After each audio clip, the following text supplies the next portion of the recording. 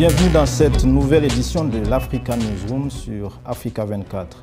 À la faveur de l'élection présidentielle du 12 octobre 2025, le Cameroun s'interroge comment renforcer la démocratie et la gouvernance, liberté garantie par la Constitution mais parfois limitée dans leur exercice, perception de la justice comme une justice fragilisée, corruption et pauvreté qui affectent les droits, gestion prolongée au poste de décision. Autant de défis qui interrogent l'unité nationale, la confiance des citoyens et l'avenir institutionnel du pays. C'est le cœur de cette émission. Et pour en débattre, nous recevons sur ce plateau Maître Alice Combe. Elle est présidente du conseil d'administration du REDAC. Le REDAC, c'est le réseau des défenseurs des droits humains en Afrique centrale. Elle est également avocate. Maître Alice Combe, bienvenue sur le plateau d'Africa 24. Merci.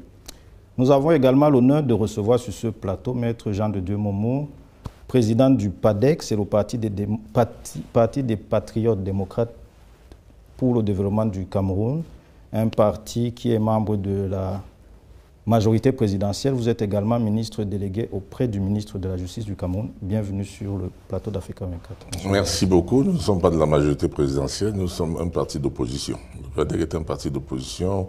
On n'a pas signé une plateforme avec les autres partis, avec le parti au pouvoir. Mais vous soutenez le candidat Paul Biya. Tout à fait.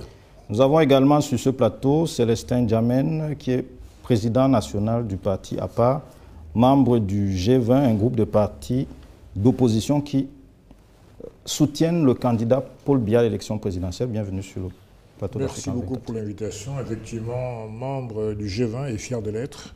Je suis là pour défendre mon candidat jusqu'à la fin. Nous avons enfin Alain Boris Tienche, coordonnateur du mouvement carte d'électeurs. Bienvenue sur le plateau d'Africa 24. Merci, bonsoir. Mesdames et messieurs, avant de rentrer dans le vif du débat, je vous propose de suivre ensemble ce sujet et puis on revient au plateau juste après.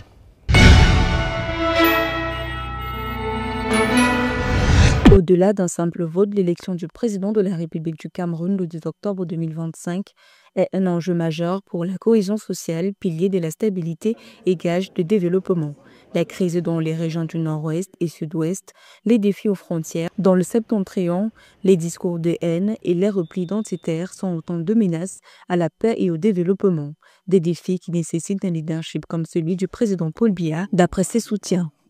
Pour moi, les critères sont complets pour effectivement considérer que M. Paul Biya, le candidat sortant que je soutiens, est un véritable panafricaniste. Un homme que j'ai appris à connaître, mais il demeure un homme très, très énigmatique. La corruption et les inégalités économiques renforcent aussi un sentiment d'exclusion. Pour y répondre, le gouvernement a mis en place diverses institutions, à l'instar de la Commission nationale anticorruption, l'Agence nationale d'investigation financière. Des tribunaux spécialisés également contre les crimes financiers. Autre initiative importante mise en place en 2017 sous le leadership du président Biya, la Commission nationale pour la promotion du bilinguisme et du multiculturalisme. Paul Biya. C'est le symbole de la sagesse. C'est le symbole de la pondération. C'est le mendiant de la paix comme lui-même. Il s'est défini. Les experts insistent également sur le rôle des médias et l'inclusion des jeunes et des femmes dans les processus de développement, des conditions indispensables pour affermir l'unité nationale essentielle pour la prospérité de la nation camerounaise. Monsieur le ministre Jean de Dieu Momo, Afrobaromètre, c'est un réseau panafricain qui mène des sondages d'opinion sur la démocratie, relève dans une enquête faite en 2021 sur le Cameroun que la majorité des Camerounais perçoivent qu'il y a plus de facteurs de division que d'unité. Est-ce que vous partagez cette opinion? Non, pas du tout. D'abord, je ne suis pas ministre ici, je suis le président du PADEC, Maître Momo. Ce serait intéressant parce qu'il ne faudrait pas que j'engage le gouvernement. Non, je ne pense pas. Je sais qu'il y a des efforts à faire. Mais s'agissant de la division des populations, je crois que c'est beaucoup plus une affaire de politiciens. Parce que quand vous regardez dans la rue, il n'y a pas de division dans la population. Si vous allez dans les... il n'y a pas d'agence matrimoniale ici, mais si vous allez dans les mairies les vendredis et les samedis, vous voyez que les gens se marient entre eux, de différentes tribus. Il n'y a véritablement pas de division. En fait, les divisions que nous observons sont une astuce pour les politiciens de conquérir, n'est-ce pas, les suffrages en divisant, en faisant le repli identitaire, en comptant sur leur famille, etc., sur leur tribu, pour gérer. Bien sûr, c'est dangereux, c'est-à-dire ce genre de repli identitaire.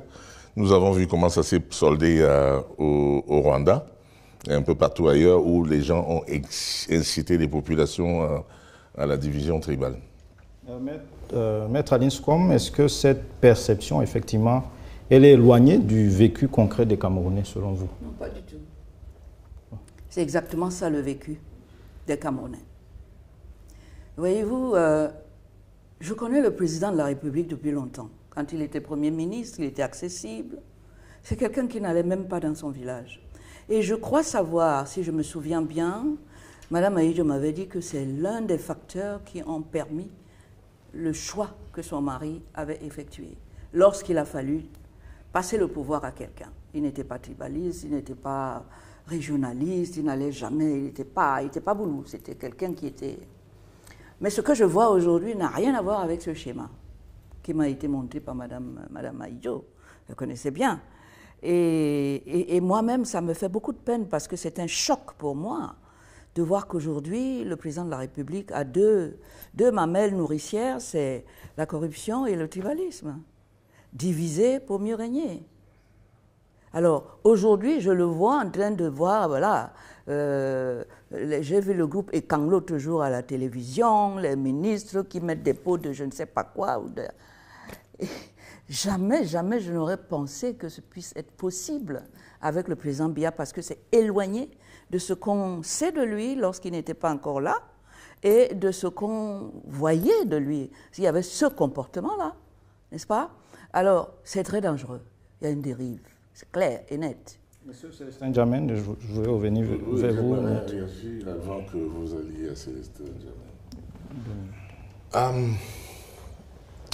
Nous avons le devoir d'éclairer notre population sur la réalité des choses. Incriminer le président Paul Biya m'apparaît un peu exagéré. Ce n'est pas le président Paul Biya qui demande aux gens, n'est-ce pas, de faire le tribalisme. Je veux dire, il n'a pas érigé son système, un système de gouvernement tribal. Qu'on voit des ministres porter des tenues traditionnelles, des peaux de bêtes, etc. Et il y en a aussi dans d'autres tribus qui portent les coris ou d'autres tenues, sans que cela gêne quelqu'un. Non, c'est simplement une astuce et une ruse pour le partage du gâteau. L'histoire que vous appelez tribalisme, là, c'est en réalité pour rechercher les prébendes politiques. Elle a parlé, Maître Com a parlé du groupe Ekang. J'aimerais l'accompagner dans sa réflexion. Il y a ceux qui se revendiquent du groupe Ekang. Il y a ceux qui se revendiquent du Bami Pawa, donc du groupe Bamileke. Il y a ceux qui écrivent les mémorandums du Grand Nord, ou qui disent 10 millions pour le Grand Nord. Vous voyez comment la société essaye d'utiliser le tribalisme et le régionalisme pour gagner les prébendes politiques. Au nord-ouest et au sud-ouest, c'est le langage qui a été utilisé. Les anglophones sont marginalisés, et puis, à force de le dire, il y a un groupuscule qui s'est infiltré et qui a dit « sécession, restons de notre côté ». Je vois ce genre de discours et je lis ces choses. Quand un autre groupe dans le pays Bamileke dit « il faut créer un État Bamileke », je dis « mais est-ce que vous ne voyez pas que c'est l'utilisation abusive du tribalisme? Ce n'est pas l'État, c'est nous, c'est les acteurs politiques qui cherchent à avoir une grosse part. L'Ouest cherche à avoir une grosse part. Le Nord cherche à avoir une grosse part. Le Nord-Ouest, le Sud-Ouest cherche à grosse part en utilisant la langue. Quand vous verrez bien, il n'y a que l'Est qui reste calme. Mais qu'on a englobé dans le groupe Ekang, en disant, allez-y. Maintenant, je chute sur la corruption. Elle a cité deux choses, que le président utilise le tribalisme et la corruption. Je chute sur la corruption. Vous viendrez dessus. La corruption, telle que vous le dites, ce n'est pas une affaire de l'État, ce n'est pas le président de la République qui demande aux gens de... La corruption, mesdames et messieurs, c'est comme l'adultère. Ça se commet entre deux personnes. Ce n'est pas le président qui envoie les gens d'aller corrompre. En réalité, le mari cocu ici, c'est le président de la République. C'est l'État, c'est le peuple du Cameroun. Le mari cocu qui lutte contre la corruption, qui arrête les gens pour mettre en prison, c'est le président de la République qui lutte. C'est l'État parce que lui, il agit au nom du peuple camerounais. Donc, arrêtez donc de mettre tous les péchés d'Israël sur le dos du président. Corruption et tribalisme. Ce n'est pas lui, c'est nous. Nous vous avons compris, monsieur le ministre. Célestin Djamène, pour revenir sur la question initiale, à votre avis, qu'est-ce qui forge le sentiment d'unité nationale aujourd'hui? D'abord, je voulais dire que je suis en phase totale avec le ministre, parce que par principe, par conviction, je suis contre toute forme de régionalisme identitaire. Nous avons choisi d'être en République. En République, pour moi, il n'y a qu'une seule espèce de communauté, c'est la communauté nationale, des citoyens. Donc c'est ma conviction absolue. On peut reprocher au président Paul Biya peut-être de conserver le pouvoir, mais après tout, il est président national du RDPC. Selon Max Weber, quelle est l'essence de la politique? C'est conquérir les suffrages, exercer le pouvoir et, si possible, le conserver. Donc c'est tout à fait normal. Maintenant, quand on qualifie le président Biya de diviseur, je ne peux pas y souscrire. D'abord parce qu'il ne l'est pas. Quand vous voyez sa carrière politique, il a mis à ses côtés ses collaborateurs, des ressortissants de l'Ouest, des Bafia, des Bassa, des SGPR de toutes les tribus, du Grand Nord, etc., etc. Donc on ne peut pas de manière rationnelle dire qu'il divise. Bien au contraire, les preuves sont là pour dire qu'il rassemble. Donc aujourd'hui encore, il est clair d'observer qu'il y a des gens dans le landerneau politique qui prônent ce discours de la division. On n'en a pas besoin. Il y a deux piliers dans une république. La stabilité politique et sociale et la paix. La guerre, tout le monde est par terre, on ne peut rien faire. Pas d'économie, rien du tout. Donc je pense qu'aujourd'hui, l'unité, la question que vous me posez, c'est indispensable, l'unité nationale. Dieu nous a fait la chance d'avoir une diversité de tribus, d'ethnies, mais c'est un facteur de richesse. Justement, grâce à cette difficulté, on va vers l'unité, sur des intérêts forts, des intérêts communs. Et c'est pour ça que je me suis engagé en politique. Je ne me suis pas engagé en politique parce que j'étais baranté. Je ne suis pas rentré dans mon pays parce qu'il fallait me confiner dans l'Ouest. C'est pour ça que j'ai toujours refusé et rejeté avec vigueur toutes les personnes qui voulaient me happer pour militer dans un militantisme bamiliqué ou autre. De la même manière que je défends, que je rejette le militantisme bamiliquin, je rejette le militantisme du Grand Nord. Il y a un certain Guiba Gattama qui avait fait le mémorandum que le ministre a dit tout à l'heure sur le mémorandum du Grand Nord, des 10 millions du Grand Nord. Mais le Cameroun n'est pas un gâteau qu'on divise selon ses grés. Le Cameroun, c'est une république. Elle n'est peut-être pas encore parfaite, mais nous sommes en train de la construire. Pourquoi les gens passent leur temps à se demander qu'est-ce que l'État fait pour nous? Mais qu'est-ce que nous faisons en tant que citoyens pour la République? Alain Boris, l'État, c'est nous, on doit y contribuer pour sa construction. Alain Boris, quelle est votre perception de cette question de cohésion sociale et de division, dont on dit que la division entre les ethnies ou les tribus au Cameroun, elle est instrumentalisée d'un point de vue politique et qu'elle ne reflète pas le vécu quotidien? Quel est votre vécu par rapport à cela? Je ne sais pas déjà si on a la même perception du tribalisme. Parce qu'il est clair que tous ceux qui sont de ma génération savent qu'il y a le tribalisme au Cameroun. Et moi, aujourd'hui, en tant que Bamileke, je m'appelle Tienche, je me sens exclu. Je n'ai pas besoin que le ministre me convainque de quoi que ce soit, je me sens exclu. Et si demain, il faille qu'on aille revendiquer quoi que ce soit, j'irai revendiquer. Parce que j'estime que je n'ai pas ma place dans la société camerounaise. J'estime que certaines écoles, certains milieux, certains postes sont peut-être fabriqués ou créés pour certaines personnes. Moi, je n'ai pas 30 millions pour aller à l'INAM. Je ne m'appelle pas un Vondewa à Kono. Je vais me retrouver là-bas comment? C'est un fait. Au lieu de chercher à arranger, on cherche plutôt à dire que ça n'existe pas, ça existe. Prenez tous les commissariats de Douala, centrale numéro 1, centrale numéro 2. Regardez qui sont les commissaires. Dans les commissariats d'arrondissement, regardez qui sont les commissaires. Dans les brigades, regardez qui sont les commandants de brigade. Quand on inscrivait les gens sur les listes électorales, je me suis rendu au sud. À Méomis, alors on m'a dit, ce n'est pas le chez toi ici. Va faire tes histoires là, chez vous à l'ouest. C'est un fait. J'aimerais bien qu'on m'explique comment il n'y a pas de tribalisme, parce que je ne comprends pas. Je ne comprends pas de quoi il parle. J'ai beaucoup de difficultés à le suivre. J'ai bien compris qu'il voulait être ministre des Finances. Non, il a dit... Excusez-moi. Non, non. Je vous laisse parler à ma place, là? Non, non, pas du tout.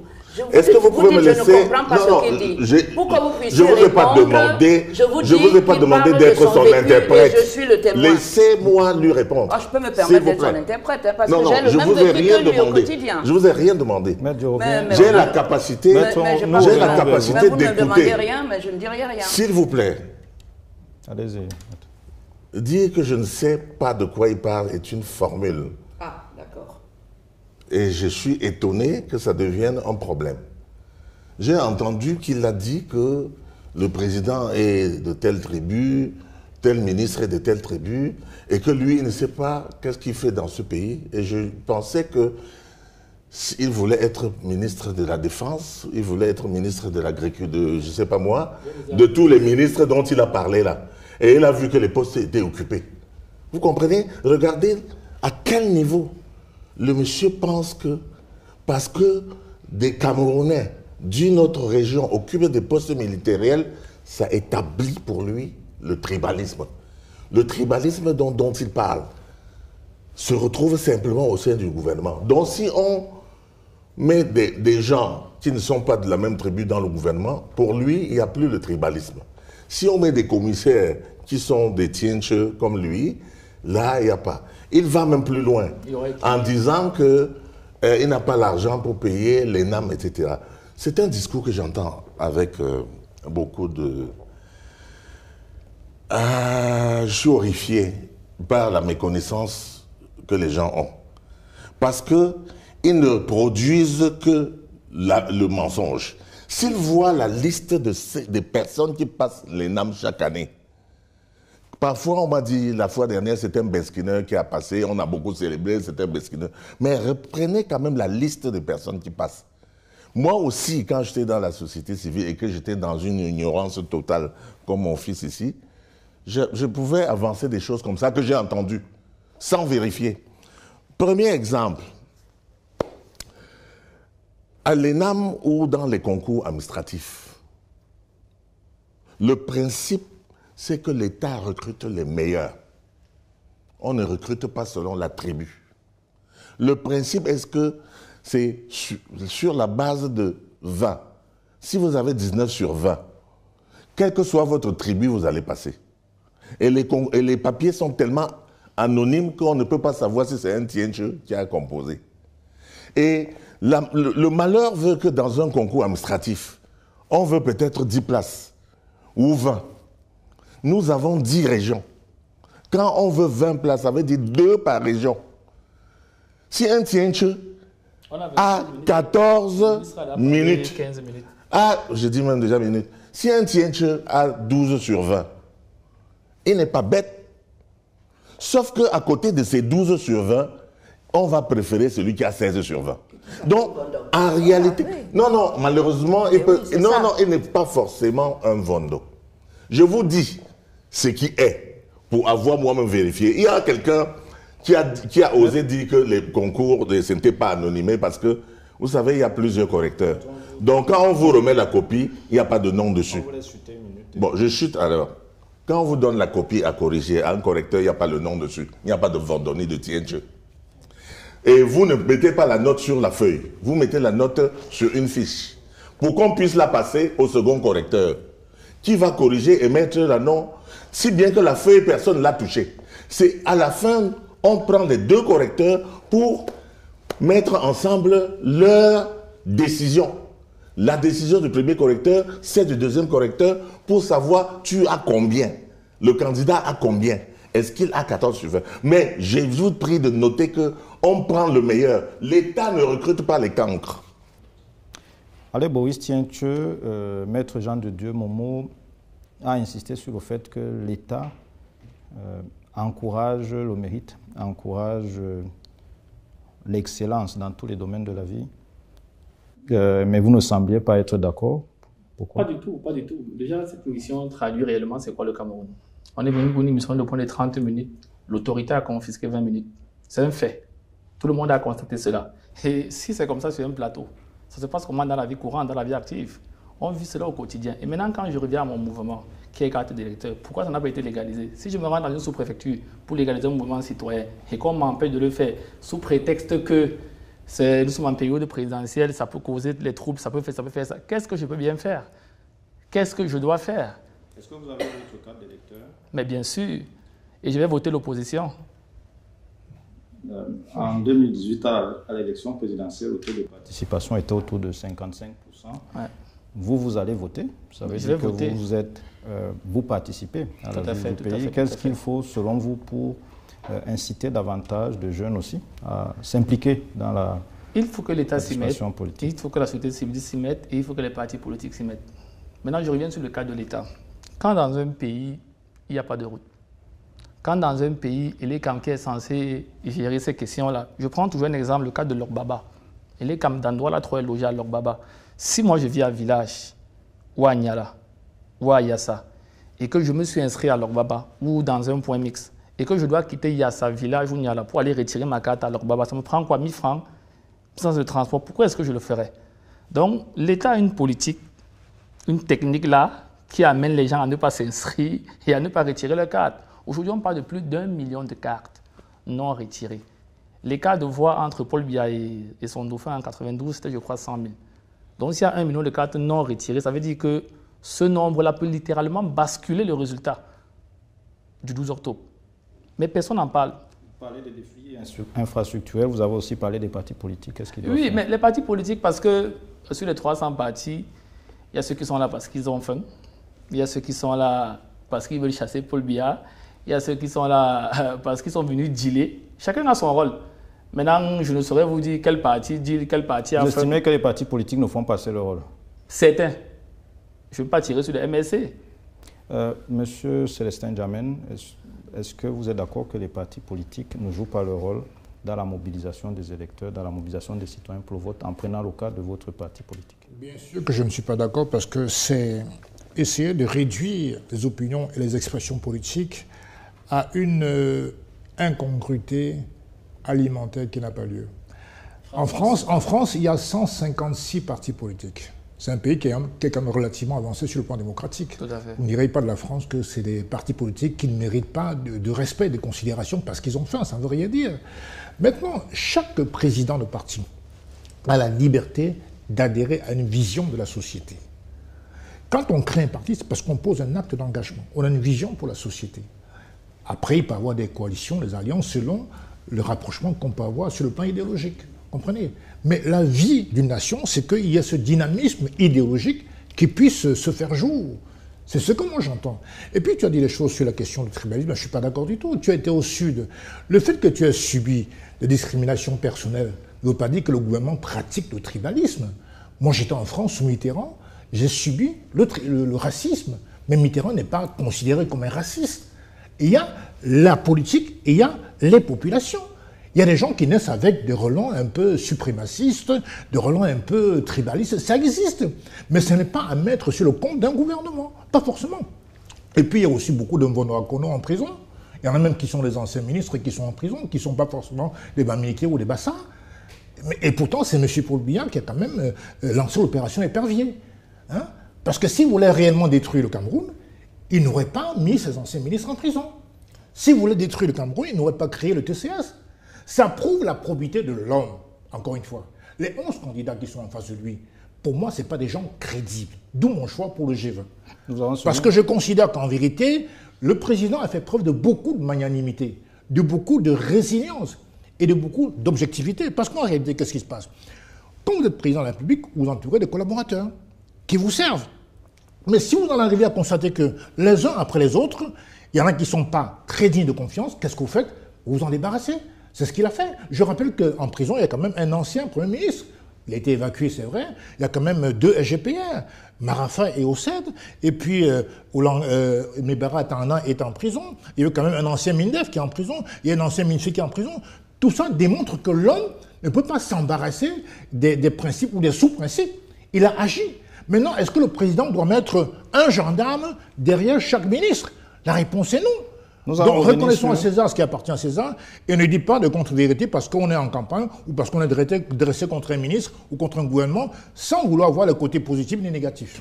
Nous vous avons suivi et vous avez indiqué, tout comme Maître Jean de Dieu Momo, que les questions de tribalisme ne sont pas, ne reflètent pas une politique, mais sont plutôt des actes isolés. Sont plutôt des actes isolés. Nous allons marquer une courte pause et nous reprenons dans un instant pour la suite de ce débat consacré à la gouvernance et aux défis démocratiques au Cameroun.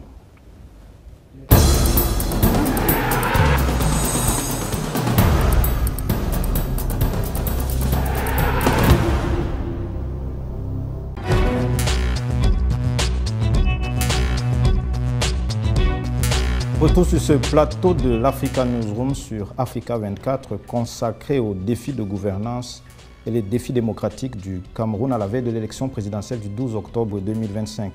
Nous accueillons sur ce plateau pour cette deuxième partie M. Marc Yanga, conseiller municipal à la commune de Douala 5e et communicant du PCRN dont le président Cabral Libi est candidat à l'élection présidentielle du 12 octobre. Bienvenue sur le plateau d'Africa 24. Merci de l'invitation. Je voudrais saluer Monsieur le ministre, ma mère, et puis Célestin. On a fait des combats ensemble à une époque. Donc fier d'être là, fier de représenter le Parti camerounais pour la réconciliation nationale. Nous lançons notre campagne demain, même comme c'est pas le direct, avec Panda, au lieu dit l'an 2000. Il y a un parking là, nous allons exploiter ça pour l'occasion. Nous sommes toujours en compagnie de Maître Aline Scom, avocate présidente du conseil d'administration du REDAC, le réseau des défenseurs des droits humains en Afrique centrale. Monsieur Célestin Djamène, président national de la part et membre du G20. Et enfin, Maître Jean de Dieu Momo, président du PADEC. Et membre du G20. Et membre du G20 également. Fondateur du G20, un groupe de partis. Oui, c'est un qui vient d'arriver. Le fondateur est assis. C'est moi qui l'ai fait venir. À l'attention de nos téléspectateurs, le G20, c'est un groupe de partis politiques qui soutiennent le candidat Paul Biya. Mesdames et messieurs, avant de rentrer dans le vif de cette deuxième partie, je vous propose de suivre cet élément et puis nous revenons au plateau juste après. Selon les données officielles, au 15 avril 2024, le Cameroun comptait 34 419 détenus pour une capacité officielle de 20 955 places, soit un taux d'occupation de 164,3%. La détention provisoire représentait 55,5% de la population carcérale à cette période, autrement dit, plus d'un détenu sur deux n'ayant pas encore été jugé. Ces données compilées par le World Prison Brief illustrent une pression structurelle. Jean de Dieu Momo, ministre délégué auprès du ministre de la Justice et président du parti Les PADEC, affirme autrefois que des efforts sont faits pour améliorer l'administration de la justice.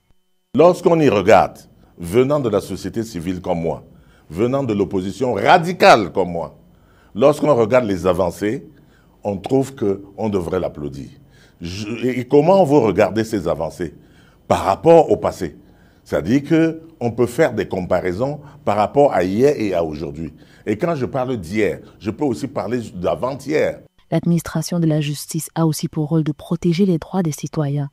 Et dans ce domaine, des opinions émises dans l'espace public au Cameroun dénoncent la restriction des droits de certains acteurs politiques qui ne seraient pas en phase avec le gouvernement. Ce que Jean de Dieu Momo conteste. On a dit code électoral consensuel, on ne permet pas que les partis se réunissent, qu'ils fassent des meetings, etc. Or, nous savons que les attroupements sont réglementés dans notre pays et que ce n'est pas c'est l'autorité administrative qui va décider, au vu de la situation, au vu de ce que vous annoncez, d'autoriser la manifestation à tel lieu ou à tel autre. L'autorité administrative vise à préserver l'ordre public.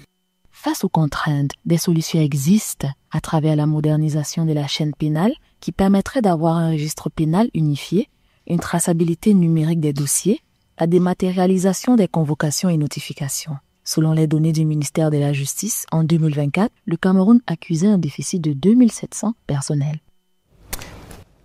À la suite de la réaction de Maître Jean de Dieu Momo, dans le deuxième élément de ce sujet que nous venons de regarder, la Constitution camerounaise consacre et protège les libertés individuelles, la liberté de communication, d'expression, de presse, de réunion et d'association. En matière de liberté d'association, par exemple, on compte plus de 300 partis politiques. Maître Alinscom, est-ce que ces libertés sont effectivement respectées pour tous? Je prendrai le cas de la liberté de réunion, par exemple. Ces libertés ne sont pas respectées à 100%. Mais j'avoue que d'une manière générale, on peut mettre en place une association, on peut s'exprimer, on peut. Maintenant, il y a des moments où il y a des verrous cachés, où on vous autorise peut-être à être là, mais Monsieur le Préfet va interdire la manifestation sous des motifs tout à fait fallacieux, oubliant qu'il s'agit là de droits fondamentaux qui sont sous la haute protection du chef de l'État. Les droits fondamentaux, ce n'est pas le préfet qui peut les empêcher. Il y a un problème de hiérarchie des normes et je parle sous le contrôle de Monsieur le ministre. Avocat que j'ai très bien connu, qui a beaucoup défendu les droits de l'homme, vous savez bien qu'il y a une hiérarchie des normes qui fait qu'une liberté fondamentale ne peut pas être, comment dirais-je, violée par le préfet, par un arrêté administratif. Parce que c'est un droit fondamental placé sous la haute protection du président de la République, avec comme couverture numéro 1 les conventions internationales qui sont au-dessus de la Constitution et de toutes les lois de la République. Maître Jean de Dieu Momo, est-ce que ces statistiques, elles reflètent la vitalité de la démocratie, d'après vous, au Cameroun? Je pense que, à toute proportion gardée, nous devons dire que nous sommes un jeune pays qui se construit. On ne peut pas prétendre qu'on a tout ce qu'il y a, mais on doit, à la vérité, d'observer que des efforts sont faits pour améliorer les conditions de vie des populations, pour améliorer l'accès à la justice à toutes les populations et pour satisfaire les droits fondamentaux de tout un chacun. Le cas qu'évoque Maître Com ne peut pas être généralisé. Le président de la République n'est pas là pour arbitrer. C'est l'autorité administrative qui, au vu du dossier qui lui est présenté, s'il trouve que la manifestation projetée est conflictogène, lui qui a la responsabilité dans la ville et qui représente le chef de l'État dans son secteur de commandement, il représente le chef de l'État, parce que les pouvoirs sont ainsi déclinés. L'autorité administrative qui représente le chef de l'État dans son territoire de commandement veille donc à l'ordre public. Si vous venez en disant que oui, on va marcher, on va tout casser, on va faire ci, on va protester, une marche de protestation est porteuse de conflit. Une marche de joie, de célébration, est moins dangereuse qu'une marche de protestation parce que la colère peut entraîner des exactions sur les populations innocentes. Un taximan qui passait par là, on peut casser sa voiture, on peut même incendier. Nous avons vu dans d'autres pays, lorsqu'il y a des manifestations, on s'acharne sur des gens qui passent. Si quelqu'un veut manifester, veut faire une grande manifestation, l'autorité administrative souhaiterait que vous fassiez votre manifestation hors de la voie publique. On a même proposé que vous alliez faire ça dans des stades où personne ne vous voit. Bon, sauf que l'accès au stade est également le cas. Donc voilà, grosso modo ça. Maintenant, sur le plan de l'accès à la justice, la modernisation, puisque vous posez la question, les efforts sont faits. Moi, maître, comme vous m'avez connu, dans le temps, haranguant les foules, protestant contre ci, contre ça, et quand j'arrive au ministère, moi je suis animé par ce désir de changement. Il faut qu'on fasse ceci, il faut qu'on... J'appartenais à l'ordre des il faut qu'on, mais les moyens doivent suivre. Les moyens doivent suivre. Nous sommes un jeune État. de 60 ans, on va dire 65 maintenant. Prenons un exemple, Maître Com. La loi dit que chaque arrondissement doit être doté d'un tribunal. Nous avons 360 arrondissements. Combien d'argent avons-nous dans notre budget pour construire? Si on construit, si nous réussissons à construire un tribunal par an, nous mettrons 360 ans pour construire. Selon les données du ministère de la Justice, d'ailleurs, il y a de 2024, ces données révélaient que le Cameroun accuse en termes de personnel judiciaire un déficit de 2700 personnels. Tout à fait. Combien d'habitants pour un magistrat? On en recrute, parce que quand on recrute là, il faut payer. C'est ça que j'ai découvert là-bas. C'est-à-dire, il ne faut pas simplement dire qu'il faut qu'on change ceci, il faut qu'on fasse ceci. Il faut que l'argent suive. Maître, vous avez quel argent pour payer? Le magistrat camerounais croupit sous le poids des dossiers. Il y a un magistrat pour pratiquement 75 à 80 habitants. Ce n'est pas possible. Il y a des défis structurels dans le domaine de la justice, comme vous le dites. Mais revenons à vous, Monsieur Marc Yanga. On parlait tout à l'heure des droits et notamment de la liberté d'association. Vous avez, le PCRN a une autorisation d'exister et de fonctionner. Les partis politiques participent à l'animation de la vie politique et concourent à l'expression des suffrages. Est-ce que dans vos activités quotidiennes, vous éprouvez des difficultés dans ces droits-là qui sont consacrés, en parlant de l'expérience du PCRN? Bien, merci. Vous nous avez conviés ici pour parler de la gouvernance. Quand on veut adresser cette question, on peut mobiliser plusieurs leviers. Par exemple, la transparence. Mais comme vous avez choisi de commencer par la liberté, nous, au PCRN, on suivi la persécution. Quand je suis sur ce plateau, on dit, bon, tout est possible. Tout est possible pour ceux qui ne sont pas des obstacles au système gouvernant. Quand vous êtes identifié comme un obstacle au système gouvernant, vous êtes persécuté. C'est le cas du PCRN. Vous vous souvenez qu'en 2019, c'était le 11 mai, honorable, enfin, il n'était même pas honorable, le président Cabral Libi, qui était président d'une association, 11 millions d'inscrits, puis 11 millions de citoyens, qui est allé à l'élection présidentielle de 2018 sous le couvert de Univers. Il a décidé, après la rupture avec Univers, de créer son propre parti. Ce parti n'a jamais été légalisé jusqu'à aujourd'hui. Vous êtes journaliste, vous devez le savoir. Et se lamentant sur un plateau comme c'est le cas ici, il est interpellé par un Camerounais qui lui dit non, nous on a créé depuis 2003 un parti politique, on ne fait rien avec. Est-ce que tu ne peux pas venir prendre ça? En fait, il le lui dit à travers son fils qui travaille avec Cabral Libi à l'époque, Massardine, pour ne pas nous...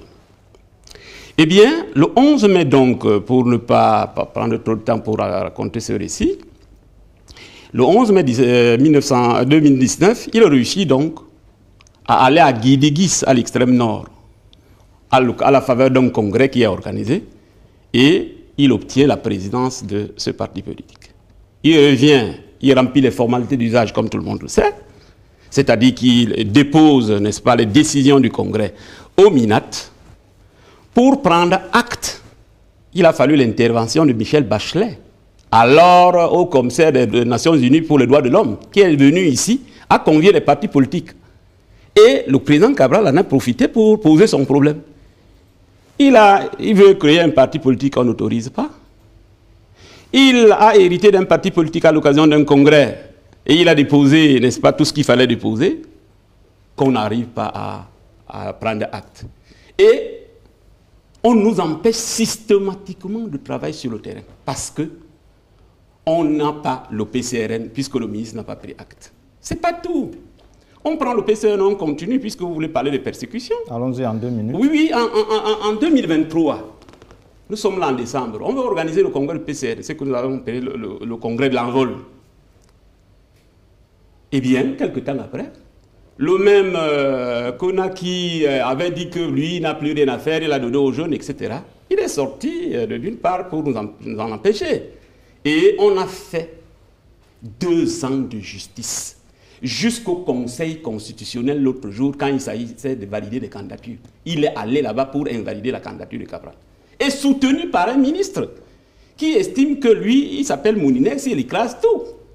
Il enfreint donc aux libertés. Mais votre... Donc moi je ne voudrais même pas parler de cette question. Ce qui m'intéressait ici sur votre plateau, c'est... Mais attendez, avant de poursuivre, votre candidat a eu gain de cause?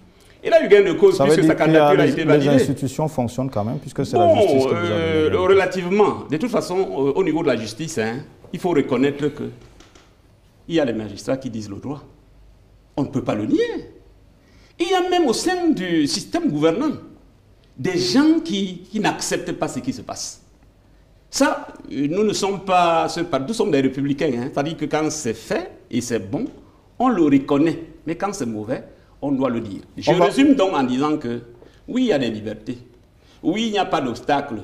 Mais il n'y a pas d'obstacle là où on estime que ça ne va pas faire mal. Dès lors qu'on vous identifie comme quelqu'un qui peut faire mal, on érige les barrières partout pour que vous ne réussissiez pas à faire ce que vous... Je vous remercie, Maître Jean de Dieu Momo, 1 minute, et puis on va passer à la parole. Monsieur le ministre a beaucoup parlé. Moi, je n'ai pas parlé. Célestin Djamène. Je voulais vous laisser une question. Ceux qui viennent à peine d'arriver et qui Monsieur le ministre a beaucoup parlé. Non, Vous venez à peine d'arriver et vous avez monopolisé la parole. Ça, c'est un autre plateau. Peut-être que vous m'avez entendu parler dans l'autre chambre où vous étiez, mais vous n'étiez pas avec moi. Pour estimer que monsieur le ministre a trop parlé. Vous ne pouvez pas dire des inexactitudes et empêcher les autres quand même de réagir. Vous ne pouvez pas dire qu'on vous persécute et en même temps vous dites que la justice est juste vis-à-vis de vous. Je crois qu'il a gagné tous ses procès, Cabral Libby. Pourquoi on serait en harcèlement pour lui? Pourquoi on aurait à lui faire ses procès? Candidats. Pourquoi on accélérait celui-là? Je crois qu'en justice, vous avez gain de cause. Il faut quand même garder certaines proportions quand vous vous exprimez à la télévision. Ne pas dire que vous êtes victime de ceci et de cela. Monsieur Kona ou bien Koma ou je ne sais pas quoi, moi je ne connais pas le fond du dossier, je ne suis pas le juge. Et je ne suis pas l'administration territoriale qui apprécie en fonction des dossiers que vous lui avez donnés. Je ne vois pas que l'administration territoriale va refuser d'accorder, n'est-ce pas, ce que la loi vous autorise de manière arbitraire, puisque la loi vous autorise à saisir le juge pour contester l'excès de pouvoir d'un membre du gouvernement. Or, quand vous avez saisi la justice pour constater cela, la justice vous a donné raison. Vous êtes candidat. Le Conseil constitutionnel a validé. Votre adversaire a attaqué. Et j'ai cru voir que, en fait, votre adversaire, il était juste ignorant. Il croit que le parti lui appartient, qu'il est le fondateur. Il ne sait pas que le parti est une association. C'est un groupe, c'est une association dont le fait que vous ayez créé, ça ne vous appartient pas, c'est pas un fonds de commerce. Et eux, ils ont fait une assemblée générale pour prendre la tête de ce parti et l'autre contestait. Et la justice a dit à ce monsieur que le nouveau président, c'est Cabral Libby. La justice vous a donné raison. Les institutions fonctionnent normalement. Il ne faut pas accuser M. Atangadji pour rien. On vous accorde 30 secondes. Oui, juste pour dire que la dernière persécution que nous avons eue, on a décidé de lancer un meeting, le giga meeting, comme on l'appelle depuis un temps. C'est cet après-midi qu'on a eu l'emplacement. Partout où vous allez, non, ce n'est pas autorisé, non, le sous-préfet n'a pas dit ceci, non, etc. On a fait le tour de tout, voilà. Le président Cabral était aujourd'hui dans une chaîne concurrente, à la radio, si c'est pas clair, oui. Et il a dit que le meeting aurait lieu à Youpe. Il hésite entre Youpe et Marché des Oignons. Et à 14h, il est obligé de revenir là-dessus parce qu'il n'a pas pu obtenir là-bas pour dire que le meeting, c'est plutôt derrière le stade. C'est ça la persécution. C'est simple. Moi, j'ai été là-bas, monsieur. C'est pas la persécution. C'est moi qui présidais, n'est-ce pas, le code de bonne conduite que nous avons mis en place en 2011. C'était moi le président. C'est le code de bonne conduite, c'est le code Momo. Ça porte mon nom. C'est moi. Pourquoi? Parce que nous sommes plusieurs. Écoutez, monsieur, c'est une question importante. Les autres panélistes n'ont pas parlé. Oui, j'ai bien compris, vous perdez mon temps. Nous sommes nombreux, 12 candidats. Si vous vous retrouvez, comme en 2011, je m'étais retrouvé à l'Omnisport avec le SDF et avec l'AFP de Ben Mouna. On était 3. Bon, comme c'est nous qui avions mis le code de bonne conduite, on s'est entendu à trois comme on occupe cette place-là. Toi, tu occupes là-bas, moi, j'occupe ici. C'est comme ça qu'on avait réglé entre nous. Et ils sont, voilà. Et ils sont même venus me dire que je dois baisser le volume de mon... oui, parce que moi, j'avais pris des gadgets trop supersoniques et ça empêchait M. Fundi de parler, et paix à son âme, de parler avec son mégaphone. Et moi, je l'ai ridiculisé en disant comment vous pouvez organiser un meeting avec les mégaphones. Donc, voilà, c'est des petits problèmes qu'il y a dans le jeu. C'est bien compris. Oui, Maître Anis, comme on va évoluer dans le débat, le Cameroun est classé 140e sur 180 pays en 2024 dans l'indice de perception de la corruption de Transparency International. Quelles mesures peut-on mettre en œuvre pour lutter efficacement contre la corruption et renforcer la transparence dans la gestion publique au Cameroun? Il faut d'abord une volonté politique. Et quand je dis volonté politique, il faut une volonté présidentielle. Bon, le président de la République a fait comme s'il avait compris le problème et qu'il avait pris à bras le corps. Malheureusement, ça ne donne pas les résultats. Il a créé les CONAC. CONAC, c'est contre la corruption, mais on n'a jamais été plus aussi corrompu que depuis qu'il a créé ça. Et on ne voit pas le résultat que peut-être le président aurait voulu en créant CONAC. Et on ne voit pas non plus ce qu'il fait parce que c'est une gangrène. Et parce que c'est une gangrène qui s'attaque directement à sa gouvernance. Parce que le problème de la corruption est un problème présidentiel. C'est lui qui doit combattre ça. Beaucoup plus sérieusement qu'il ne le fait actuellement, parce qu'il n'y a pas de résultat. Alors, on attend, parce qu'aujourd'hui, la corruption, tu achètes tout. Hein. Tu achètes de l'argent, tu achètes. Et ça, c'est très, très grave, parce que l'économie en prend un coup, le développement, enfin, là, ça tue les relations entre... Ça tue le tissu social, ça tue tout. Alors, on aimerait bien avoir un président qui prend le problème à bras le corps et qui fait autre chose que ce qu'il a fait jusque-là, pour lutter contre la corruption et qui donne zéro résultat. Monsieur Célestin Djamène, est-ce que vous êtes d'avis que la lutte contre la corruption régresse du fait d'une volonté, peut-être de l'insuffisance de moyens du président de la République pour y mettre un terme? D'abord, avant de parler de la lutte contre la corruption, je vais dire un mot à mon cher ami en face, représentant du PCRN, pour dire que je n'ai pas beaucoup apprécié à l'époque, avec tout le respect que je dois à Cabral, les mots un peu maladroits qu'il avait tenus vis-à-vis de notre maire, Alice Combes, sur un mot que je n'ose pas prononcer ici. Et j'admirais la grandeur de maître Alice Combes parce qu'elle n'a pas répondu. Tellement elle a trouvé ça tellement sinistre comme réaction qu'elle n'a pas répondu. Donc acte. Deuxièmement, le PCRN n'est pas un obstacle pour la majorité présidentielle. Il y a le RDPC qui est son parti, il est président national, à 153 députés, plus la majorité, l'UNDP qui a 7 députés, 160, plus le FSNC qui a 4 députés, quasiment 164. Donc c'est une majorité quand même relativement écrasante. Tout se décide au Parlement. Donc je ne pense pas que le PCRN puisse être un obstacle pour le RDPC. En quoi? Et puis je trouve que dans l'Union Ekele en 2020, le RDPC, bon, en tout cas le système électoral a été particulièrement gentil avec le PCRN. Parce que je me souviens qu'il y avait l'UPC et le PCRN, il y a eu 2 listes de l'UPC admises dans un premier temps, pour ensuite les invalider. Donc le PCRN est resté seul. Donc effectivement, si le président Biya, si le système voulait, craignait, redoutait le PCRN, je pense qu'à ce moment-là, le PCRN, on aurait pu valider les listes de l'UPC. Et puis par ailleurs, moi, à part, j'ai été interdit de manifestation à plusieurs reprises. Même quand j'étais au SDF, c'est pareil. Mais pour autant, je ne me sens pas victime. Je pense qu'effectivement, comme l'a dit le ministre, il y a des moments où un préfet peut estimer qu'il y a des conflits potentiels dans une organisation. C'est possible. Mais le président, quand même, et vous avez eu du succès au tribunal face à M. Robert Kona, le président de la République est quand même chef du Conseil supérieur de la magistrature.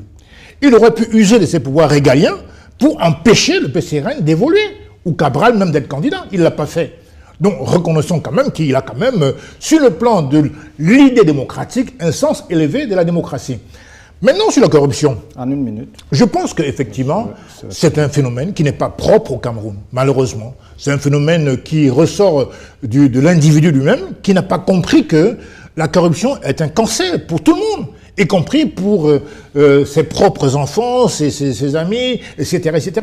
Donc, on a beau mettre des officines ou des offices pour lutter contre la corruption, il y a eu le compte Supé, il y a eu la CONAC, il y a eu l'ANIV, etc., etc. Mais si les hommes qui y sont ne sont pas déterminés à comprendre que c'est un obstacle commun, effectivement, le président, encore une fois, il choisit ses collaborateurs. Mais il est peut-être souvent trop tard de se rendre compte que les gens qu'on a choisis à mettre à des tâches ne répondent pas au profil ou alors ne font pas le travail qu'on leur a demandé. Donc effectivement, c'est une lutte continue parce que l'appétence de l'être humain est toujours de sentir les foudres de la loi pour essayer de réagir. Comprenez? La loi a pour but de moraliser les mœurs. Mais malheureusement, c'est très difficile à contrôler un homme ou une femme, peu importe, mais beaucoup plus les hommes que les femmes. Les femmes sont quand même moins corrompues. Quand vous regardez tous les gens qui ont été poursuivis au tribunal dans l'opération Épervier, c'est 99,99% d'hommes. Alors, par nature, il y a peut-être sur le plan masculin, une tendance à toujours vouloir détourner, à ravir, sans penser, n'est-ce pas, à la collectivité. Donc je pense qu'il y aura toujours des organes à lutter contre la corruption, mais malheureusement, il faudrait peut-être, dès le premier franc détourné, dès le premier centime détourné, frapper très fort. Parce qu'aujourd'hui, on condamne les gens qui sont déjà à des milliards de détournements, et c'est peut-être souvent trop tard, malheureusement. Monsieur Makianga, comment le PCRN compte adresser cette question de la lutte contre la corruption et de la transparence? En 30 secondes, je voudrais dire à Célestin que j'admire sa façon de se débrouiller pour défendre. C'est moi qui parle maintenant. C'est moi qui parle maintenant. Oui, mais c'est un peu déplacé. Allez-y. C'est moi qui parle. Débrouiller, je trouve ça très déplacé. Allez-y. Il y a des mots plus convenables. Vous avez 2 minutes et puis on va... Je voudrais lui dire que s'il estime que dans l'Union Ekele, on a gagné parce que l'UPC n'était pas là. On a gagné par exemple en Kondjok, il n'y avait pas d'UPC là-bas pour nous sauver. D'accord, allons-y. J'ai fermé, je vais maintenant répondre à votre question. Non, écoutez, il y a un problème au Cameroun. C'est que les responsables, les dirigeants, ils n'assument pas, ils ne s'assument pas. Quand vous avez échoué, acceptez que vous avez échoué. Il se trouve que le régime actuel est incapable de lutter contre la corruption. Ça ne peut se dire que comme ça. Je vous prends juste l'affaire Glencore. 11 130 milliards de francs CFA que le Cameroun, Glencore a reconnu pour le Cameroun. Parmi les 11 130 millions, il y a 711 milliards des impôts et taxes qui n'ont pas été payés parce que les micmacs de la corruption. Et il y a l'amende qu'on a donnée à Glencore de 10 419 milliards à payer pour le compte du Cameroun. Vous voyez les effets de la corruption. Quand la CONAC, et la maire a dit tout à l'heure, que les organes qu'on a mis, c'est du folklore. Dernièrement, la CONAC a rendu son rapport où on parlait de 4 milliards de préjudices que le Cameroun a subi. Les gens ont commencé à applaudir de eux-mêmes. Je parle sous le contrôle des juristes ici. Il y a quand même une différence entre dommage et préjudice. Le dommage, c'est combien? C'est la catastrophe pour le Cameroun. Et quand on est incapable de lutter contre ça, il faut qu'on se taise. Maintenant, vous m'avez posé la question, qu'est-ce qu'on fait? Nous avons au moins 7 mesures par rapport à cette affaire contre la corruption. Résumé en 1 minute. Oui. La première mesure, c'est l'audit des comptes publics. Il faut qu'on identifie les biens mal acquis de ce pays et qu'on demande à ceux qui les ont de les rendre, n'est-ce pas, dans les actifs. Deux autres mesures? Oui. La deuxième mesure, c'est, au lieu d'avoir d'éparpiller, n'est-ce pas, les forces, on a la CONAC, la NIF, etc., nous proposons le Haut Conseil de l'éthique publique nationale, avec des pouvoirs de coercition. La CONAC ne peut pas rester en justice. Voilà le drame. C'est-à-dire que les gens leur disent, bon, il peut parler là-bas, ça ne fera absolument rien. La digitalisation. Il faut qu'on arrête de toucher de l'argent comme ça. Il faut digitaliser l'ensemble de la République. Troisième mesure, il faut créer la cour de compte. Parce qu'aujourd'hui, on a la chambre de compte. Il faut créer une cour de compte avec le renforcement de pouvoir pour que cette cour-là soit capable de traquer n'est-ce pas, les prévaricateurs de la fortune publique. Nous avons compris, et certainement pendant la campagne électorale, le PCRN aura l'occasion d'expliquer tout cela. Oui, donc nous avons des mesures fortes qui permettent de lutter contre la corruption. Monsieur le ministre, on a débordé, on va poursuivre le débat. Malheureusement, vous posez une question de corruption, vous attaquez la justice, et moi je suis assis, et je ne peux pas répliquer. Non, nous allons revenir. Nous allons revenir à vous. Nous allons revenir à la Cour des comptes. On va revenir à vous. Une chambre des comptes à la Cour suprême. On va revenir. Je ne dois pas vous dire. Vous entendez les il faut con. Lui, il est dans les il faut con. Le groupe de il faut con. C'est un projet que nous avons, monsieur le ministre. Voilà, justement, le projet sans les moyens. Vous voulez nier qu'il y a la CONAC et vous dites qu'elle n'est pas justice. Quand la CONAC fait ses rapports, elle envoie au tribunal. Vous avez parlé, laissez que je réplique quand même. Vous n'avez pas simplement monopolisé la parole pour dire que la corruption. Moi, je vous ai dit que la corruption parlait aussi des corrupteurs. Mesdames et messieurs, nous allons poursuivre. C'est comme l'adultère. Nous allons poursuivre cet échange. On va marquer. L'État fait des efforts. Il faut mettre ça quand même. Que ce n'est pas. Maître Jean de Dieu Momo, on va revenir à vous dès qu'on reprend le plateau. Nous allons marquer une courte pause et on revient juste après pour la troisième et dernière partie de cette édition spéciale de l'African Newsroom sur les défis de gouvernance et les défis démocratiques du Cameroun.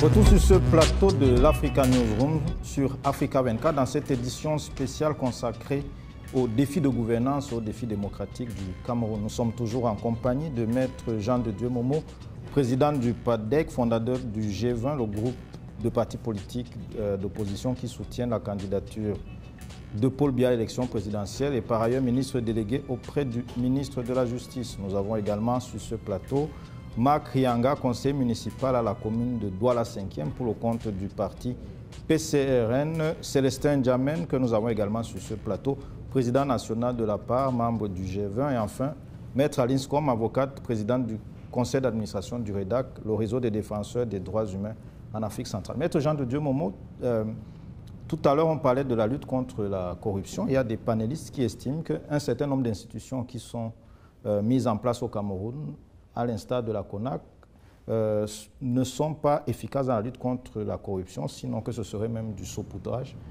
Qu'est-ce que vous vouliez réagir? Non, je voulais réagir et m'inscrire en faux. D'abord, je ne suis pas le fondateur du G20, je suis l'un des fondateurs. Nous sommes quand même 20, je n'étais pas seul. Donc nous sommes l'un des fondateurs. Ceci étant, la question de la corruption, telle que j'ai entendu traiter ici, ça m'a un peu hérissé. Et je demande quand même à clarifier les choses. Dire que les institutions que nous avons mises en place ne fonctionnent pas et accuser systématiquement le chef de l'État. Je veux bien qu'on aille en campagne, qu'on soit en campagne politique et qu'on présente son programme. Mais louons quand même les efforts que le gouvernement fait. La mise en place de la CONAC est une chose importante. J'ai entendu que la CONAC a les bras liés et qu'elle ne peut rien faire. Je suis ici pour attester de l'importance de la CONAC, qui va sur le terrain, enquêter sur le terrain et écouter, vérifier les papiers. Ça dit que beaucoup plus que les magistrats qui sont dans leur bureau ou qui sont dans l'instruction de l'affaire dans les bureaux, la CONAC descend sur le terrain, constate les faits et nous renvoie. Et renvoie au niveau de la justice et systématiquement nous poursuivons. Le tribunal criminel spécial a été créé juste pour lutter contre, n'est-ce pas, ces infractions, la corruption, le détournement de deniers publics. Et chaque année, et vous avez des gens que le tribunal a condamnés, nous recouvrons beaucoup d'argent. Je n'ai pas les chiffres ici, mais c'est beaucoup de milliards que nous recouvrons par la voie des condamnations. Nous avons la Chambre des comptes à la Cour suprême qui regarde les comptes des entreprises, qui vérifie si tout va bien. Nous avons au niveau de la présidence le contrôle supérieur de l'État. Ça dit qu'il y a une volonté gouvernementale d'éradiquer ce phénomène, de neutraliser ce phénomène. Mais comme je vous l'ai dit, c'est un phénomène difficile. Parce qu'on ne peut pas mettre un gendarme derrière quelqu'un, derrière chaque citoyen. C'est un phénomène difficile, c'est comme je vous ai dit, comme l'adultère. Hein, les gens qui disent que le Cameroun est le premier pays corrompu, là, il faudrait peut-être que nous mettions aussi en place une espèce de transparence internationale qui vise plutôt l'adultère chez eux. Et vous verrez qu'ils ont du mal à contrer cet adultère. Pourquoi la corruption ressemble à l'adultère? Parce que les deux font en cachette. L'État est cocu. Le gouvernement est cocu. Le président de la République est le premier cocu. Vous croyez... Maintenant, on tourne la victime. La victime devient comme si c'était lui le bourreau. La victime, c'est le président de la République. La victime, c'est l'État du Cameroun. C'est lui qui perd.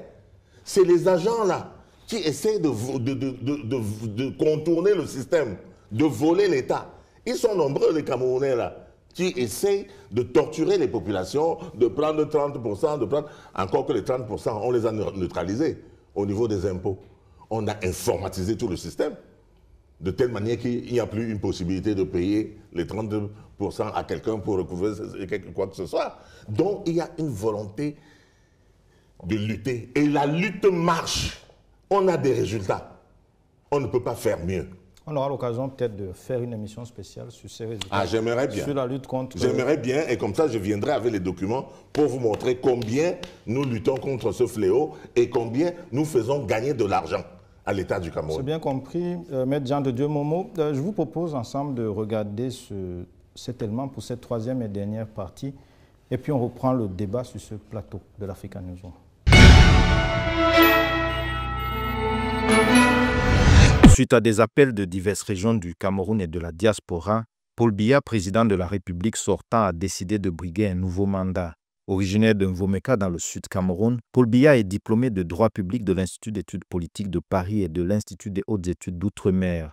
Directeur de cabinet à la présidence puis Premier ministre en 1975 sous Amadou Ahidjo, Paul Biya accède à la magistrature suprême le 6 novembre 1982 après la démission d'Amadou Ahidjo. Réélu en 2018 avec 71% des voix, il défend une gouvernance gage de stabilité. Je suis candidat à l'élection présidentielle du 12 octobre 2025. Soyez assurés que ma détermination à vous servir est à la mesure de l'acuité des défis auxquels nous sommes confrontés. La situation des jeunes et des femmes sera au cœur de mes priorités. Ensemble, il n'est pas de défi que nous ne puissions surmonter. L'annonce de la candidature de Paul Biya à la présidence de 2025 est survenue après des concertations menées du 1er au 8 juillet 2025 par le secrétaire général de la présidence de la République, Ferdinand Ngongo, avec les ministres et parlementaires issus des 10 régions du pays. Des concertations qui se sont achevées par un soutien collectif en faveur d'une nouvelle candidature du président Biya. Pour la plupart des candidats, le slogan c'est quoi? Changer Paul Biya. Et puis plus rien.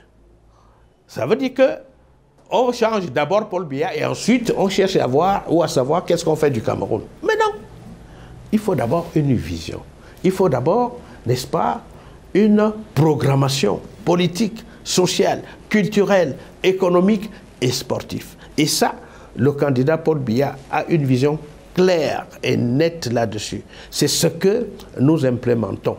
Le président Paul Biya met en avant parmi ses acquis la sécurité, la préservation de l'intégrité territoriale du Cameroun et l'épanouissement des populations. La décision prise par deux alliés en juin 2025 de ne plus apporter leur soutien aux candidats du RDPC, notamment les ministres Bello Bouba Magahi et Issa Chiroma Bakari, a été présentée par des responsables du parti au pouvoir comme une expression de la vitalité de la démocratie au Cameroun, qui ne remet pas en cause le soutien de la majorité de la population au programme politique du président Biya. Maître Anis Com, il y a de nombreux Camerounais qui s'interrogent sur la stabilité des institutions. Aujourd'hui, le président Paul Biya qui brigue un nouveau mandat est profondément quand même relié aux avancées, aux acquis, à l'histoire démocratique du Cameroun de ces dernières décennies.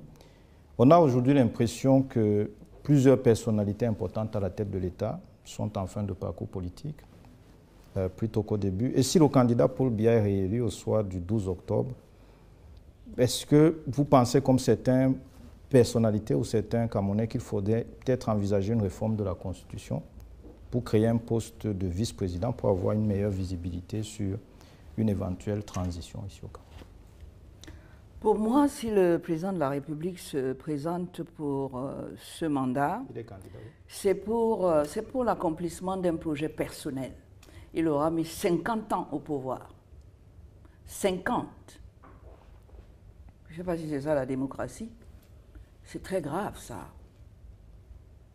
Parce que au moment où ses forces s'affaiblissent, vous le regardez, vous le voyez. Moi-même, je suis en train de perdre mon énergie puisque j'ai 80 ans. Je sais très bien qu'il ne peut plus donner au Cameroun, avec les défis qu'il y a aujourd'hui, ce que le Cameroun est en droit d'attendre de lui. Son bilan, il aurait dû l'arrêter maintenant. Ce qu'il n'a pas pu nous donner il y a 43 ans, pendant 43 ans, je doute qu'il puisse le donner pendant les 7 prochaines années. Nous allons plonger. Et il le sait. C'est pour... Oui, oui. Allez-y, finissez. Il ne va pas se renouveler, il ne peut pas. Les cellules, les vieilles cellules ne se renouvellent pas. Je suis désolée. C'est pour ça que pour moi, c'est un mandat de trop. C'est le mandat de, j'allais dire un mot très fort, la malhonnêteté intellectuelle vis-à-vis du peuple camerounais qui lui a tant donné. Tant donné. Il sait qu'il ne peut plus donner grand-chose. Il le sait. Parce que ses forces déclinent. Monsieur Célestin Diamène, il y a des gens qui pensent que ce serait c'est peut-être le dernier mandat du président. Est-ce que le président devrait envisager une transition en désignant peut-être un dauphin pour qu'on ait une meilleure visibilité de savoir la personne qui pourrait le succéder si jamais il ne devait pas terminer son mandat? Bien, le président de la République n'a pas pour fonction de préparer un dauphin. Le dauphin est plus lié, à mon sens, à la question de la monarchie. Oui. Bon, même si on peut, pour certaines râleurs, considérer que le président Paul Biya, il le dit souvent, je l'entends, est un monarque républicain, mais tout de même, il y a une république. Et dans ce sens-là, le rôle du président, ce n'est pas de préparer quelqu'un. La personne doit se préparer.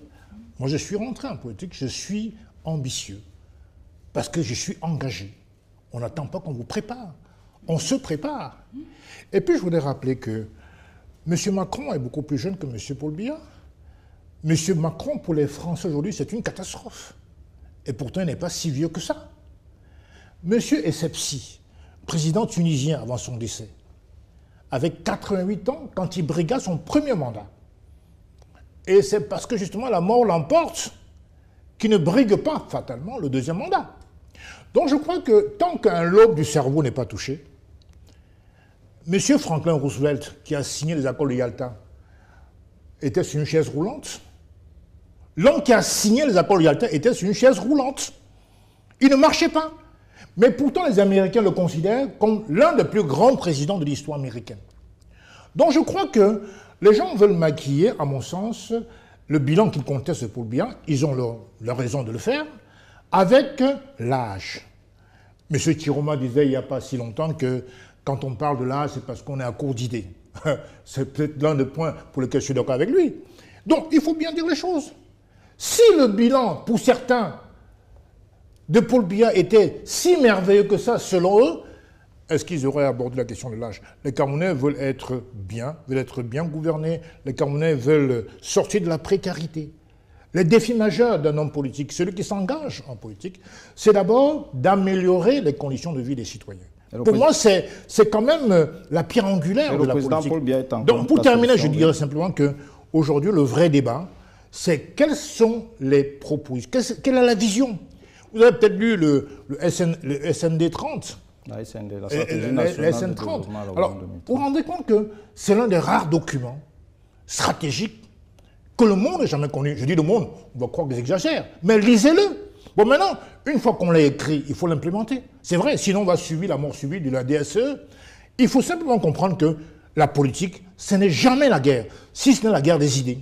Il faut faire la guerre des idées et les meilleures idées doivent l'emporter. Maître Jean de Dieu Momo, Célestin Diamène semble dire que le débat sur la transition, c'est un faux débat. Vous êtes d'avis avec lui? Tout à fait. Je ne sais pas pourquoi, qu'est-ce que l'âge vient faire dans cette affaire. La Constitution est claire, la Constitution n'a pas limité l'âge. Et même si je suis surpris que une personne de troisième âge sur ce plateau, notamment Maître Com, que j'attendais qu'il défende, n'est-ce pas, les gens de son âge, pense que c'est un mauvais âge. Je me demande comment il peut dire une chose pareille, parce que je crois que le message qui se cache derrière là est que les vieux, allez mourir, laissez la place aux jeunes.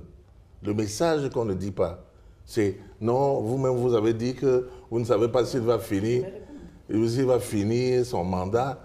Qui est Dieu?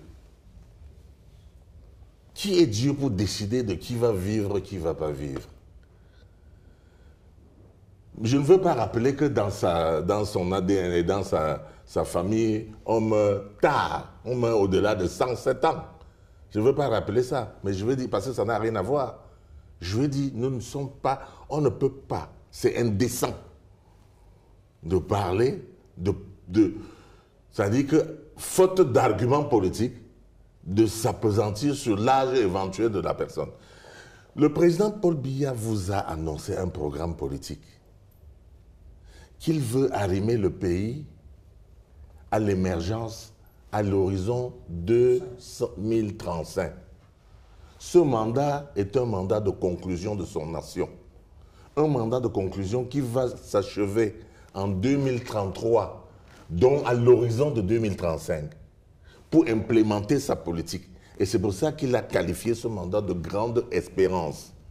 Après les grandes ambitions qui nous ont permis de sortir des contrats coloniaux pour aboutir aux grandes réalisations qui nous ont permis de construire le port à eau profonde de Kribi, qui nous ont permis de construire le deuxième pont sur le Vouri, qui nous ont permis de construire les grands barrages pour donner de l'électricité, pour faire la fondation d'un État industriel.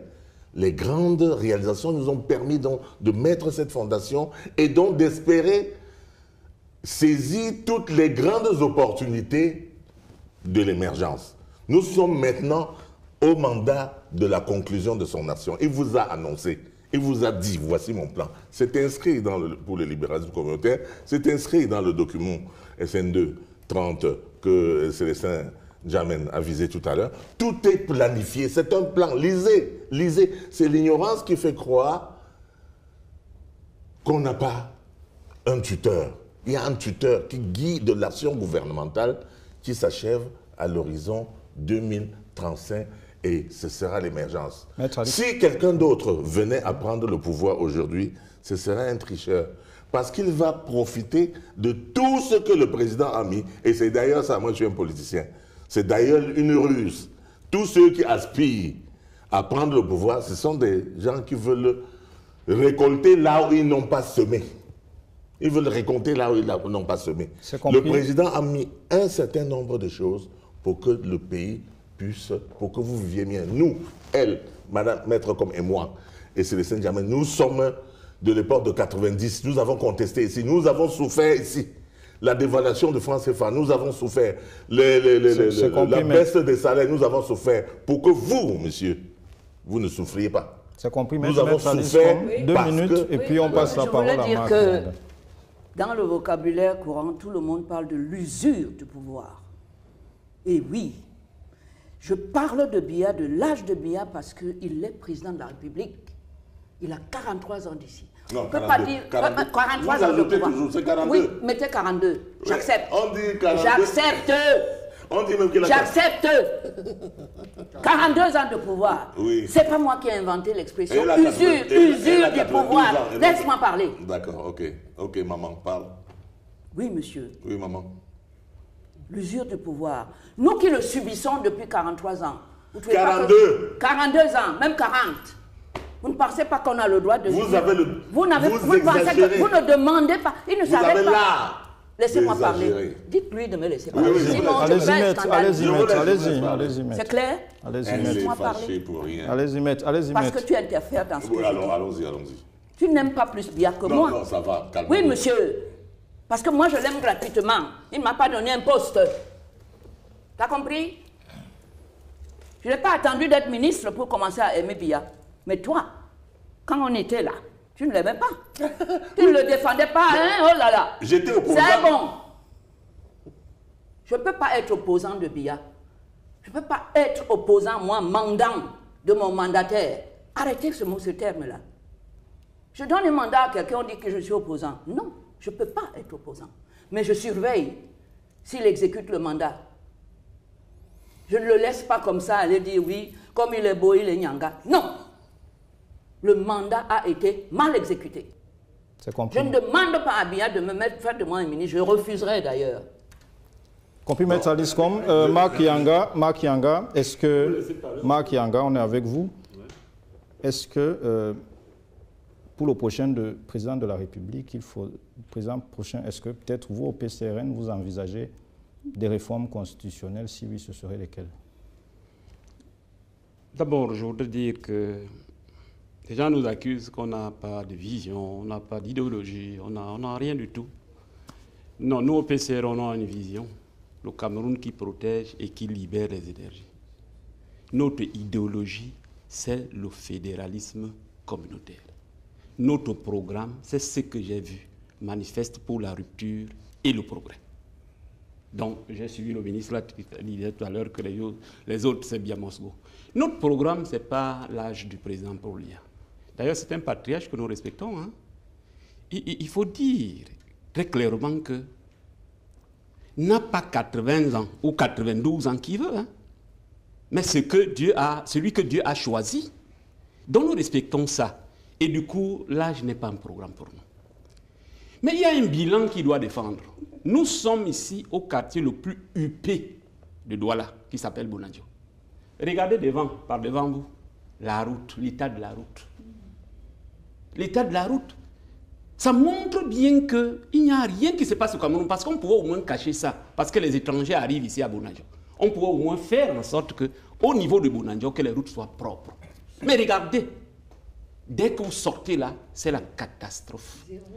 C'est pour cette raison que nous disons qu'ils n'ont plus de solution. Le ministre a dit tout à l'heure que, bon, on ne peut pas recruter en justice parce qu'il n'y a pas d'argent, mais c'est parce qu'ils sont incapables de créer la richesse. Quand vous êtes incapable de créer la richesse, vous êtes bloqué. Regardez le taux de croissance du Cameroun, 3,1. Le taux d'accroissement naturel, 2,6. La différence est combien? C'est moins d'1 point. Avec ça, vous pouvez être émergent comment? Ce n'est pas possible, c'est une leurre.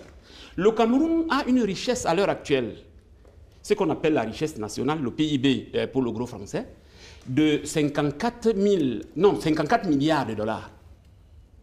Quand vous avez 54 milliards de dollars et un pays comme la Côte d'Ivoire, qui est sensiblement 87 milliards de dollars, voilà là où on peut créer la richesse et permettre de solutionner.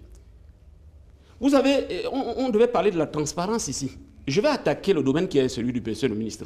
Très rapidement, en 2 ou 3 mots. Okay. Un magistrat, dans une chaîne concurrente, a pris la parole ces derniers mois pour dire que lui, il est devenu magistrat en 2015. En 2019, donc, il est devenu, donc, parce qu'ils sont d'abord des auditeurs de justice, après ils deviennent magistrats. On ne tient pas le Conseil supérieur de la magistrature pour changer de grade. Il a moins de 200 000 francs de salaire, moins de 250 000 francs de salaire. Entre-temps, il s'est marié, et puis le standing du travail oblige qu'il ait un certain nombre de commodités qu'il n'a pas. Comment vous pouvez, dans ces conditions, lutter contre la corruption? Et M. le ministre a dit sur ce plateau qu'ils ne peuvent pas recruter parce qu'ils n'ont pas d'argent. Le problème, donc, parce qu'ils ne sont pas capables de créer la richesse. Nous, au PCRN, en un mot, on a plusieurs solutions. Mais je vais vous parler du multiplicateur industriel. Qu'est-ce que ça signifie? Ça signifie que nous devons transformer. Vous ne pouvez pas avoir de la plus-value sur les matières premières si vous ne les transformez pas. Quand vous prenez un pays comme le Japon, qui n'a pas de ressources naturelles, mais qui est un très grand pays, parce que là-bas on a compris qu'il faut transformer. Vous ne pouvez pas être dans un pays où on achète même les cure-dents ailleurs. Ça ne crée pas de la richesse. Par conséquent, on n'a pas de moyens pour s'occuper de la population. Voilà le problème. Donc le multiplicateur industriel, selon nous, c'est quoi? On vous a compris, on n'a plus assez Non, c'est juste pour donner une petite explication pour que les gens comprennent bien. Allez-y en 30 secondes. Oui. Puis on va c'est-à-dire que la maman qui cultive son manioc, au lieu de se contenter simplement de vendre ça à l'état brut, on va dire ça comme ça, ce manioc-là doit être transformé pour que ça crée de la plus-value. Et quand vous prenez le manioc, vous pouvez prendre d'autres produits, le blé, etc., etc. Le régime actuel est là pour tuer. La SICAM est où? Alors que nous produisons le coton. C'est à peine 15% de coton que nous transformons au Cameroun. Les 85% sont exportés. À l'heure actuelle, tout ce que vous voyez SICAM, on fait les maquettes à Douala. Et on envoie en Inde, en Chine pour produire les tissus. On a tué cette industrie. Monsieur Makianga, nous vous avons suivi. Je ne peux pas laisser nous vous avons suivi, allez-y. On ne recrute pas. Vous avez mal compris. Nous recrutons chaque année. L'ENAM recrute chaque année des auditeurs de justice. J'ai dit que les faucons font des programmes sans dire où on va avoir l'argent. Ça, c'est les faucons, ils disent ça. Mais j'ai dit que s'agissant de vous allez répondre quoi? Non, vous venez de m'accuser que j'ai dit qu'on n'a pas l'argent pour payer. Chaque année, on organise un concours d'admission à l'ENAM pour recruter les jeunes auditeurs de justice. Est-ce que j'ai inventé ça? Est-ce que ce ne sont pas des faits? Et vous croyez que quand ils sortent, on ne va pas les payer? Ça, c'est un autre problème. Là, c'est un autre problème. Nous venons, ils sont recrutés puisque nous venons d'envoyer la dernière vague d'affecter la dernière vague sur le terrain. Monsieur le ministre, vous gardez le mot pour le dernier tour de table, parce qu'on est déjà au bout de l'émission. Est-ce qu'il y a, c'est le maître Jean de Dieu Momo qui a la parole là maintenant, chacun va faire 45 secondes pour conclure. Est-ce qu'il y a des améliorations à faire éventuellement dans la gouvernance pour le prochain président de la République? Mais bien sûr, bien sûr. Vous savez, c'est un mouvement. Le changement, c'est comme une plante que vous avez semée, une graine que vous avez semée et qui pousse. Quand ça pousse, les gens ne voient pas. Et donc, c'est inscrit dans notre ADN que nous devons améliorer chaque jour davantage notre système. On doit l'aménager. Et même jusqu'à l'horizon de 2035, on ne va pas s'arrêter là. On ne va pas dire que le Cameroun va s'arrêter à 2035. Donc, on va continuer à améliorer ce qu'il y a à améliorer. Et c'est dans le programme, n'est-ce pas, du candidat Paul Biya que je soutiens. Maître Aline Squam, est-ce qu'il y a des axes où le prochain président de la République, ou bien au cours du prochain septennat, est-ce qu'il y a des axes, des choses qu'il faudrait améliorer dans la gouvernance? Puisque ce sera encore M. Biya. Tout est prêt, il sera encore le même. Alors, je ne vois pas qui va changer. Vous ne voyez pas de changement? Non, non, pas du tout. Monsieur Célestin Djamène? 45 secondes, c'est très peu. Bon, allons-y. J'ai entendu, oui, parce qu'ils ont plus parlé que moi, mais peu importe. Non, allons-y, on est Ce que je veux dire, c'est qu'on n'est pas dans un paradis. Le Cameroun n'est pas un paradis, tout au moins pas encore. Personne n'est parfait. Dont le président Paul Biya est un homme, comme les autres, ils ne sont pas parfaits. Mais je suis un homme qui voit les choses dans le verre, qui voit le verre à moitié plein. On peut critiquer, on peut dénoncer les dégradations, les routes, tout ce qu'on veut. Mais on ne peut pas oublier qu'il y a plus de 40 ans, il y avait au Cameroun une seule université. Une seule. Aujourd'hui, il y en a 11. Il y a plus de 40 ans, il y avait un hôpital public à Douala, la Kintini. Aujourd'hui, il y en a combien? Il y avait à l'époque de Yaïdjo un seul barrage hydroélectrique. Il y en a combien aujourd'hui? Il y avait un seul port, le port de Douala. Il y a déjà le port en eau profonde de Kribi, l'un des plus grands ports d'Afrique, et Limbé est en route. On peut en citer à l'appel. Donc, regardez le verre moitié vide si vous le voulez. Moi, je regarde le verre moitié plein. Et puis, je voudrais ajouter. Moi, j'ai écrit un bouquin qui s'appelle Le fédéralisme unitaire, en réponse au livre de Kakwalibi, Le fédéralisme communautaire, qui est un livre extrêmement dangereux. Et je crois que Oumniobé doit se retourner dans sa tombe. Mais je suis contre le régionalisme identitaire. Le Cameroun n'a pas un problème de tribalisme, tout le monde l'a dit sur ce plateau. Maître Alice Squam, elle n'a jamais ressenti. Elle a raison, moi non plus. Le président Momono, peut-être que toi tu l'as ressenti. Mais que vient faire communautaire là-dedans? À moins que vous définissez communautaire comme une communauté d'action. Par exemple, la communauté des médias, des journalistes, communauté des avocats, communauté des footballeurs.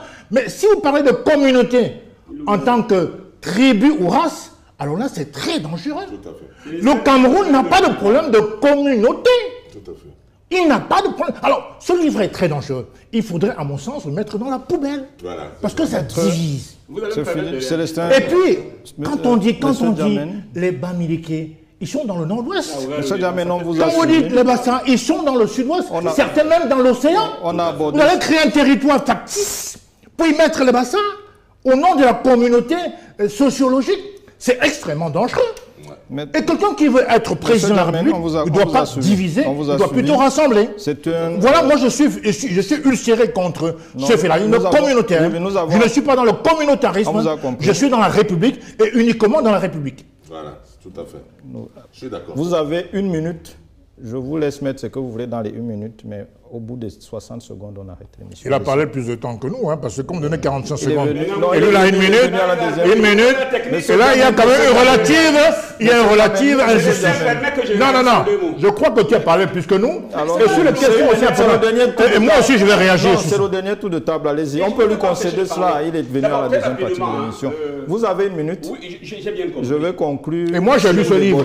Allez-y. Le fédéré ne voudrait jamais... Non. Allez-y. Enlevez le mot communautaire. Le fédéralisme, oui, partout dans le monde, c'est intégré. Et faux. Tout le monde peut vérifier et constater. Intégrer quoi? Tous les pays qui ont le système fédéral sont les pays les plus prospères dans ce monde.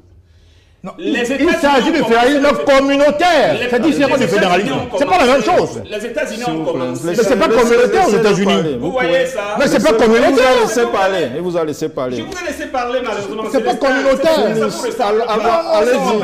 C'est pas communautaire. Makianga. Les États-Unis ont commencé leur fédéralisme en 1787. Après avoir libéré les 13 colonies, il y a eu ce qu'on a appelé la conférence de Philadelphie.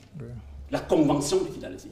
Parce qu'on s'est rendu compte qu'il y a une diversité. Partout où il y a une diversité, on fait le fédéralisme pour résoudre la question de diversité, c'est-à-dire prendre en compte les spécificités de chaque zone.